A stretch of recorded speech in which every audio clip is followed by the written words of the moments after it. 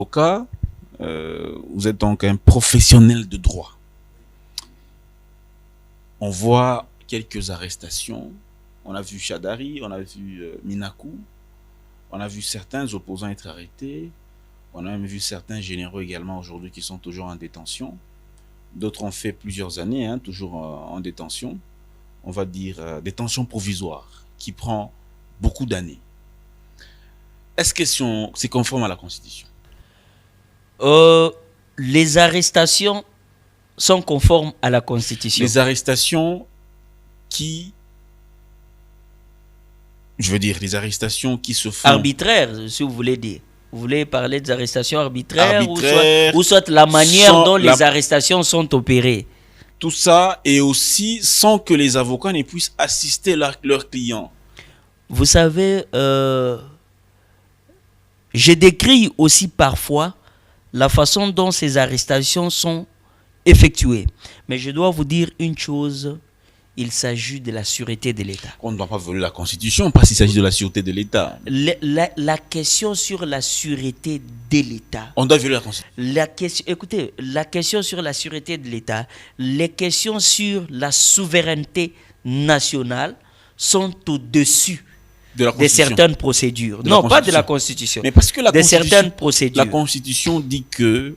La Constitution n'est pas violée. Quand on vous interpelle, normalement, la loi dit quand vous êtes interpellé... On doit vous informer des motifs. On doit vous informer, mais si vous êtes en flagrance, la plupart des arrestations sont opérées en flagrance.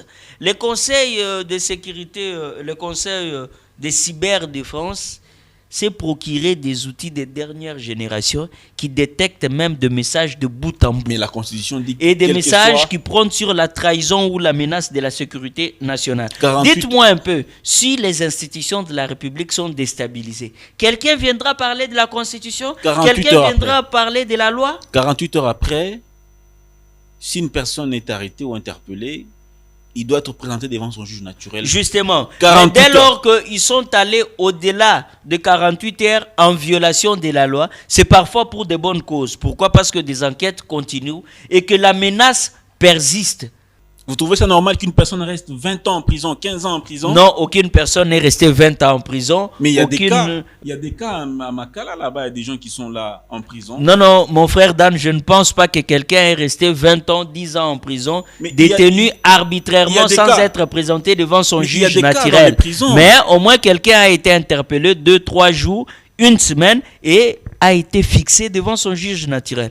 Mais ces gens-là, vous devez aussi savoir que ces gens-là sont parfois mis sous map, sans que leur famille ne sache. Parce que quand on vous interpelle ou on vous arrête, on vous auditionne, on vous interroge. Et si les faits qui vous sont reprochés s'avèrent vrais, on peut vous mettre sous mandat d'arrêt provisoire. Mais ça ne déroge pas. On vous envoie en prison le temps que le procès ou les audiences commencent sur votre dossier. Mais c'est peut-être les gens qui prennent le temps de passer dans des médias ou relayer les messages, qui relayent à leur manière, qui font de la désinformation. L'appareil judiciaire. Mon frère, je vous dis, au stade où nous sommes justice malade. Nous sommes... Non, la justice n'est pas tellement malade. Mais le chef a dit qu'elle est malade, donc elle ne fonctionne pas bien. Elle est dans le coma. La justice n'est pas tellement malade, mais ce sont les acteurs judiciaires qui opèrent la justice de façon à la rendre malade. Vous contredisez le chef de l'État. Vous voyez un peu.